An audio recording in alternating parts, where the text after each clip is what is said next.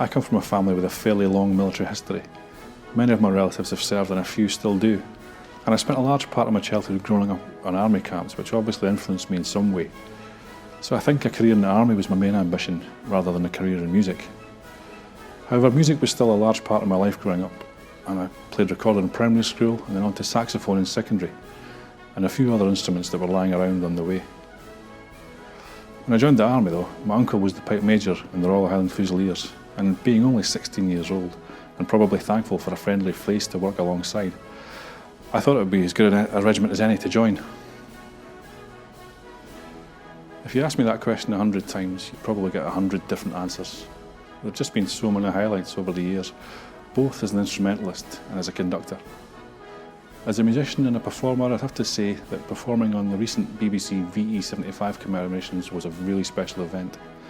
Not just because of the quality of the orchestra and the celebrity vocalists, or that it was being broadcast on prime-time television, but there was very little music being performed anywhere during lockdown, and it was great for us to be amongst the first to bring some live music back to the nation. As a conductor, it's fairly easy. There have been lots of high-profile state ceremonial events, but conducting the finale at the Royal Edinburgh Military Tattoo has to be right up there. The Tattoo was the very first performance I ever did as an army musician, and I can remember vividly how terrifying it was as a wide-eyed 17-year-old just to march through the castle drawbridge and be blinded by the spotlights, having just finished training the day before. To return 30 years later and have the opportunity to conduct the show was a very special moment indeed. Not as often as we would like to, sadly. The pipes and drums are infantry soldiers first, so that has to be their main priority. As we speak, they're in the final stages of their training to deploy in operations in the Middle East.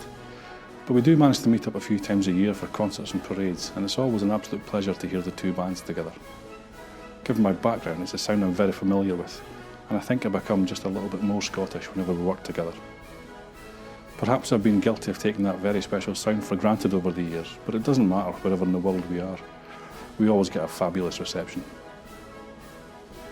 Bagpipes.